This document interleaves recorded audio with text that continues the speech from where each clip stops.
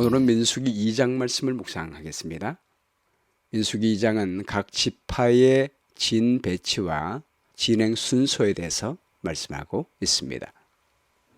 오늘 우리가 묵상할 문제는요, 하나님께서 이스라엘 각 지파의 진을 치거나 행진할 때 질서 있게 조직적으로 배치한 것을 통해 우리가 배울 교훈은 무엇인가요?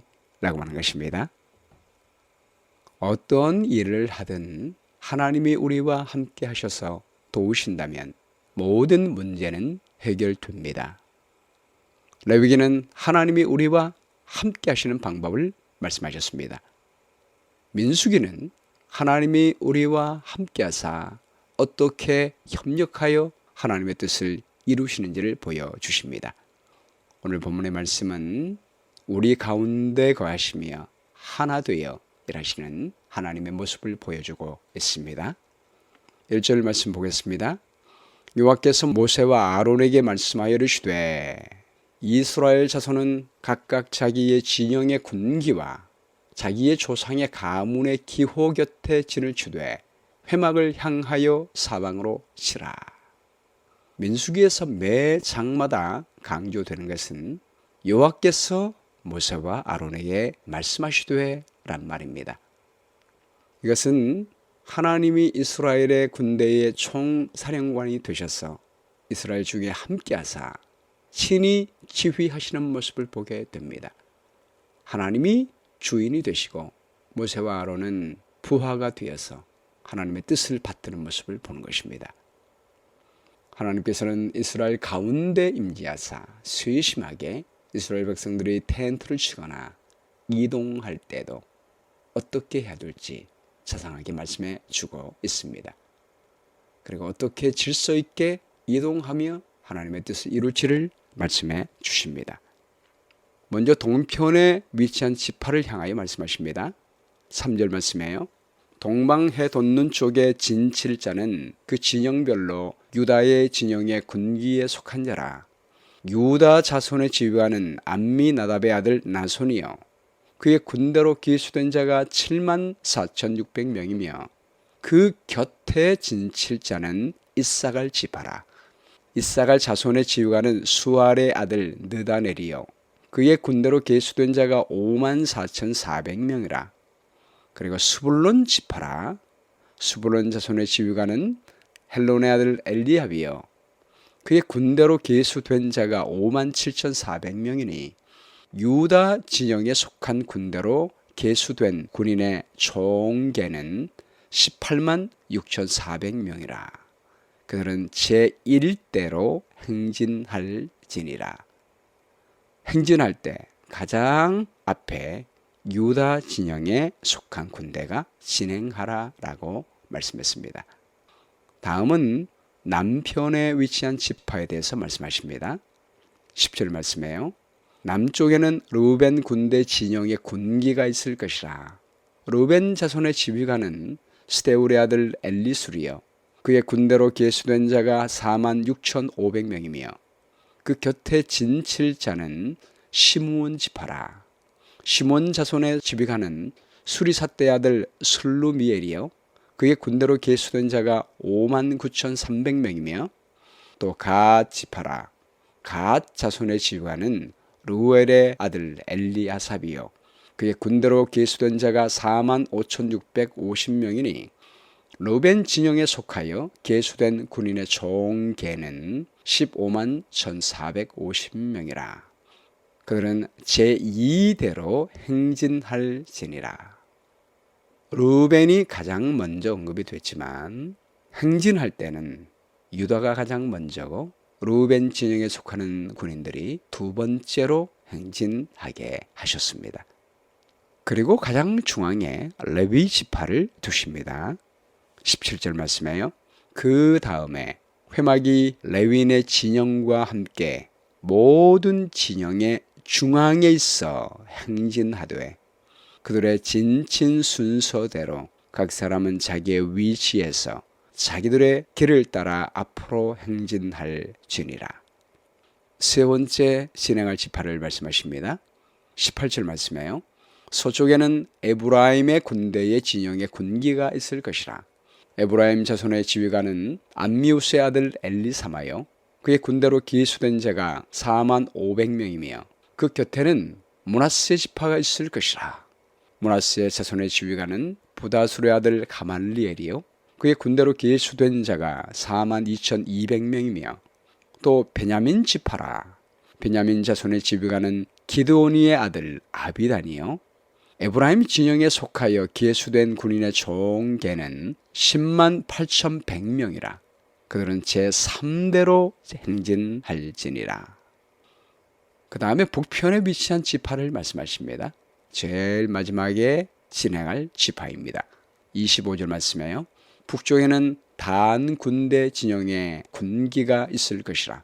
단 자손의 지휘관은 암미사대 아들 아히에셀이요, 그의 군대로 계수된 자가 67,700명이며 그 곁에 진칠자는 아셀 지파라. 아셀 자손의 지휘관은 오그란의 아들 바기엘이요, 그의 군대로 계수된 자가 41,500명이며 또 납달리 지파라. 납달리 자손의 지휘관은 에난의 아들 아히라요, 그의 군대로 계수된 자가 53,400명이니 단의 진영에 속하여 계수함을 받은 군인의 총 계는 157,600명이라. 그들은 길을 따라 부대로 행진할지리라 하시니라. 하나님께서 이스라엘 백성 중에 함께 하셔서 진을 치거나 행진할 때 우리가 배워야 할 중요한 교훈들이 있습니다. 첫 번째 원칙은 조직할 때 기본적으로 친한 사람들끼리 그룹을 만들라라고 하는 것입니다. 지파를 형성하거나 그룹을 만들 때 모르는 사람으로 엮는 것이 아니라 혈통별로 묶어주었습니다. 유다 지파는 유다를 통해서 태어난 모든 가족이 한 지파가 됐습니다. 이사갈은 이사갈의 자손들을 묶어주었고 스불론 지파는 스불론의 모든 자손을 한 지파로 묶어주었습니다. 두 번째는 이 각 지파를 진행시킬 때 세 그룹씩 만들었습니다. 동편의 유다 진영에는 유다 지파, 이사갈 지파, 스불론 지파를 한 그룹으로 또한 묶었습니다. 이 세 지파는 모두 레아의 아들들입니다. 유다는 레아의 네 번째 아들이고 이사갈은 다섯 번째 아들, 스불론은 여섯 번째 아들입니다. 한 어머니로 나온 그룹을 묶어줍니다. 치밀한 그룹끼리 한 진영을 이루게 하셨습니다. 남편에는 르우벤 진영이 있었는데요. 르우벤, 시므온, 갓 지파 이 세 지파가 한 진영이 됐습니다. 르우벤은 레아의 첫째 아들이고 시므온은 레아의 둘째 아들입니다. 갓은 레아의 시녀인 실바의 장남입니다. 레아의 편에 속한 아들들이라고 하는 공통점과 큰 아들들에 속한 공통점이 있습니다. 서편의 진영은 에브라임 진영입니다. 에브라임, 므낫세, 베냐민 이 세 지파가 서편 지파의 진영에 속했습니다. 에브라임과 므낫세는 요셉의 아들들입니다. 베냐민은 요셉의 친동생입니다. 모두가 라헬을 통해 낳은 아들들입니다. 북편 진영은 단 진영입니다. 단, 아셀, 납달리 이 세 지파가 북편 진영에 속했습니다. 레아와 라헬의 몸종을 통해 낳은 아들들이며 모두가 막내들입니다. 우리 교회에서 소그룹을 만들 때도 이런 원칙을 가족을 중요시해야 합니다. 또 친밀한 그룹이 한 조직이 되도록 하는 것이 좋습니다. 공통점이 있는 친밀한 사람들끼리 묶으면 더 하나로 연합될 가능성이 큰 것입니다. 하나님께서 친밀한 그룹끼리 묶으신 것은 파벌의식을 조장하기 위한 것이 아닙니다. 인간적인 갈등과 마찰을 해소시키고 형제의 우애를 더 돈독하게 하기 위한 지혜로운 조치였습니다. 사실 인간이 모인 곳에는 언제나 갈등과 긴장이 있기 마련입니다. 너무 다른 그룹끼리 묶어놓으면 갈등과 긴장이 너무 극대화되어서 하나가 되기 힘듭니다. 친숙한 그룹끼리 묶어놓으므로 진영별로 단결이 잘 되게 하셨습니다. 하나님은 통일과 하나를 이루시되 다양성과 개성을 존중하시는 분이십니다. 획일적인 단합만을 강요하지 말고 다양성을 존중하며 치밀한 그룹끼리 묶어놓으면 갈등과 반목을 줄일 수가 있는 것입니다. 두 번째 교훈은 이 작은 소그룹을 엮어주는 중간 그룹을 만들라라고 하는 것입니다. 각 지파별로 있었지요. 유다, 이사갈, 스불론, 르벤, 시므온 각 12지파가 한 지파씩 결성됐지만 이 12지파를 3지파씩 묶어주었다고 했지 않습니까? 동쪽 유다 진영에는 유다, 이사갈, 스불론, 남쪽 진영에는 르벤, 시므온, 갓, 서쪽 진영에는 에브라임, 므낫세, 베냐민, 북쪽 진영에는 단, 아셀, 납달리 이렇게 3지파씩 묶어서 4개의 진 단위로 만들었습니다. 그리고 이 4개의 그룹의 지도자를 세웠습니다. 유다, 르벤, 에브라임, 단을 세웠습니다. 우리 예수님도 12제자가 있었지만 3명의 제자를 특별히 세우셨습니다. 베드로, 요한, 야고보입니다. 변화산에 올라갈 때에도 이 3 제자만 데리고 갔습니다. 겟세마네 동산에 갈 때도 깊숙이 들어갈 때는 3 제자만 데리고 가셔서 기도하셨습니다. 이 3 제자를 통해서 12제자를 인도하신 것입니다. 그러므로 우리가 교회에서 그룹을 만들 때 먼저 소그룹을 결성시키고요. 그 다음에 그 위에 교회 장로님들을 통하여 이 몇 개의 소그룹을 연결시켜 인도하게 할 수가 있습니다.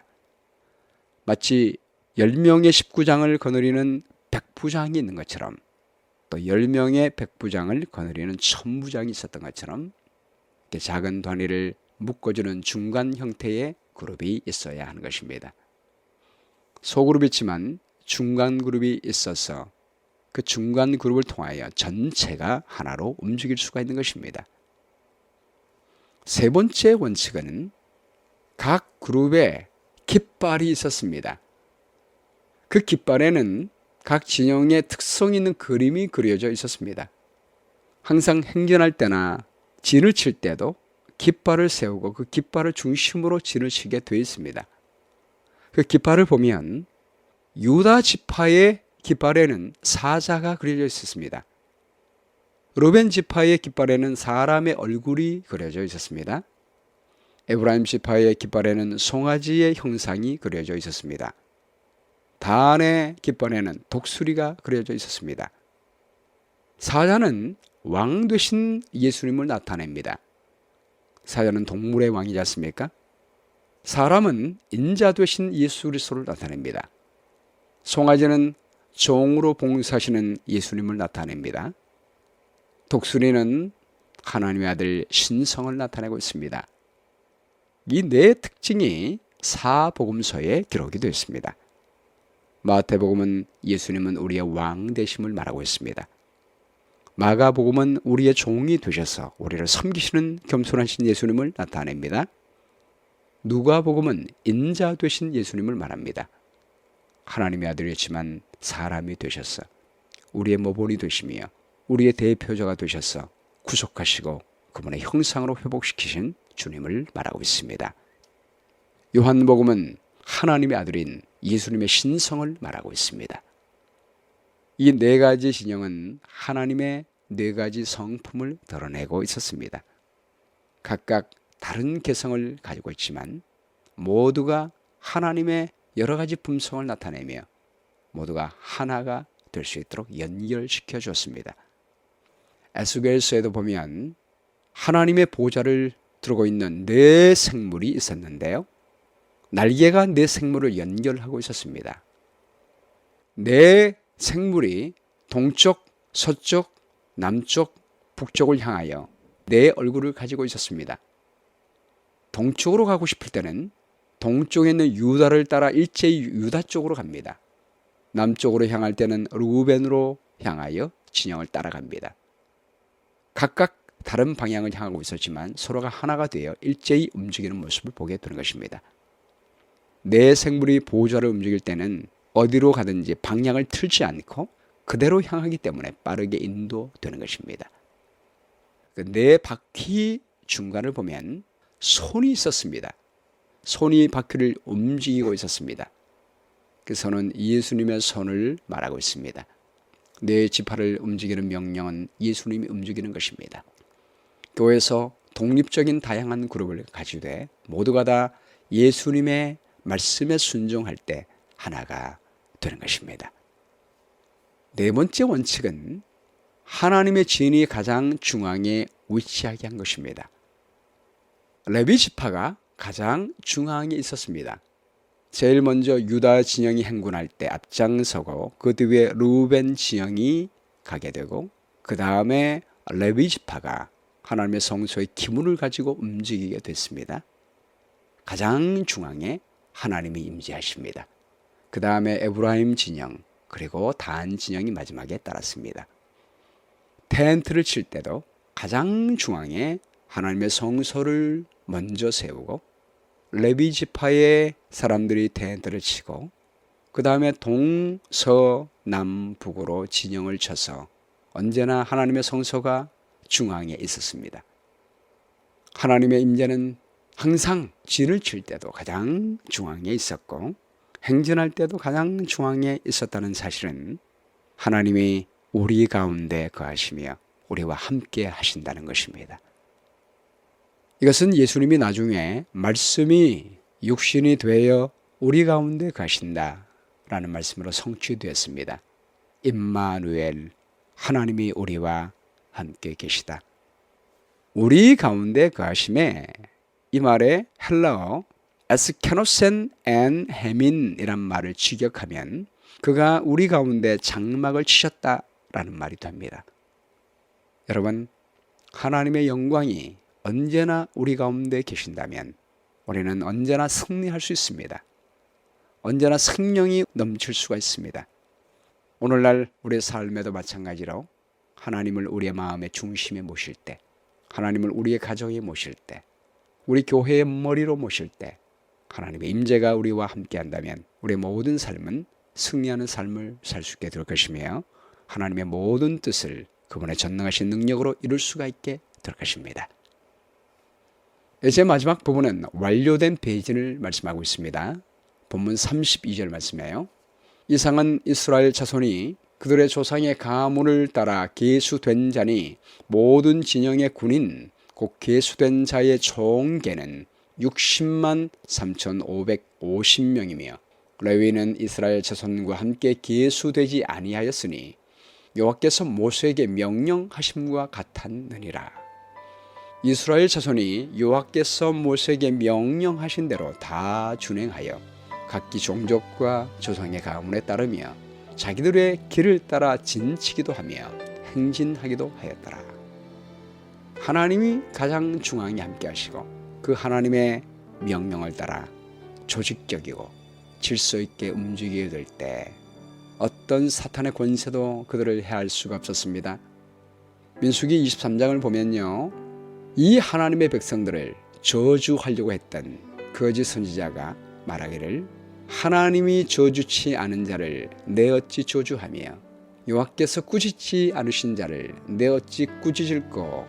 야곱을 해할 사술이 없고 이스라엘을 해할 복술이 없도다. 이때 야곱과 이스라엘에 대하여 논할진대 하나님의 행하신 일이 어찌 그리 크뇨 하리로다. 이스라엘 백성들 내부 안에 들어가면 문제가 많았습니다. 민수기를 보면 많은 경우에 하나님을 거역하고 불순종하여 혼란 가운데 빠지는 적도 많이 있었습니다. 그러나 본질적으로 하나님이 그들 가운데 텐트를 치시고 하나님이 그들 가운데 거하셔서 행진하셨기 때문에 사탄의 편에서 외부에서 볼 때는 기치를 벌린 군대처럼 조직적으로 보였습니다. 하나님이 그들과 함께 계신다는 것이 가장 중요했습니다. 그러므로 어떤 사람도 이 하나님의 교회와 하나님의 백성들을 저주하려고 해도 저주가 임하지 않은 것입니다. 하나님이 우리 중에 함께 계시기 때문입니다. 마태복음 16장 18절 말씀에도 내가 이 반석 위에 내 교회를 세우리니 음부의 권세가 이기지 못하리라. 오늘 말씀 가운데 나타난 하나님의 성품은 무엇입니까? 우리 가운데 함께 계시는 하나님이십니다. 용기를 주는 약속은 하나님을 우리 마음속에 모시고 우리 교회의 머리가 되게 하셔서 그분의 뜻대로 교회를 질서 있게 움직이고 조직적으로 움직여서 하나가 되어 일하게 된다면 어떤 악의 권세의 공격에도 흔들리지 않고 악의 세력을 향해 싸워 승리할 수가 있습니다. 실천할 내용은 우리 교회의 소그룹을 반드시 구성하고 또 그 소그룹을 몇 개씩 묶어서 중간 그룹을 통해 소그룹끼리도 하나가 되지만 교회 전체가 연결되어 하나가 되어지는 조직을 갖게 되었으면 좋겠습니다. 가장 중요한 것은 하나님이 우리 가운데 중심이 되어야 합니다. 우리 교회 머리는 예수님이심을 우리가 기억하고 그분의 말씀을 묵상하고 그분의 음성을 들으며 그분의 말씀에 다 함께 순종함으로 성령의 음성과 예수님의 말씀으로 하나님이 우리와 함께 하시는 가정 교회가 되기를 간절히 바랍니다. 기억될 말씀은 민수기 2장 34절입니다. 이스라엘 자손이 여호와께서 모세에게 명령하신 대로 다 준행하여 각기 종족과 조상의 가문에 따르며 자기들의 길을 따라 진치기도 하며 행진하기도 하였더라. 기도하겠습니다. 오 아버지 하나님, 예수 그리스도의 보혈로 말미암아 우리 모든 죄가 사해짐으로 하나님께 가까이 나가서 주님과 동행할 수 있는 귀한 특권을 주셨사오니 감사합니다. 오늘도 예수님을 우리 마음 가운데 모시게 도와주시고 우리 가정에 우리 교회의 머리로 모실 수 있도록 도와주시게 되기를 간절히 바랍니다. 우리 모든 교회가 소그룹을 통하여 하나가 되어지고 또 중간 그룹을 통하여 몇 개의 소그룹이 묶어지게 도와주시고 그 몇 개의 중간 그룹이 또 하나가 되어 우리 모든 교회가 주님을 중심으로 하나 되는 교회가 될 수 있도록 도와주시게 되기를 간절히 바랍니다. 그리고 우리와 함께 계시는 주님의 음성을 듣고 성령을 통하여 하나님의 거룩한 말씀을 통하여 주님의 뜻대로 행함으로 말미암아 하나님의 뜻이 우리의 삶을 통해서 이루어질 수 있는 귀한 한 날 될 수 있도록 인도해 주시기를 간절히 바라오며 예수 그리스도의 귀하신 이름으로 기도합니다. 아멘.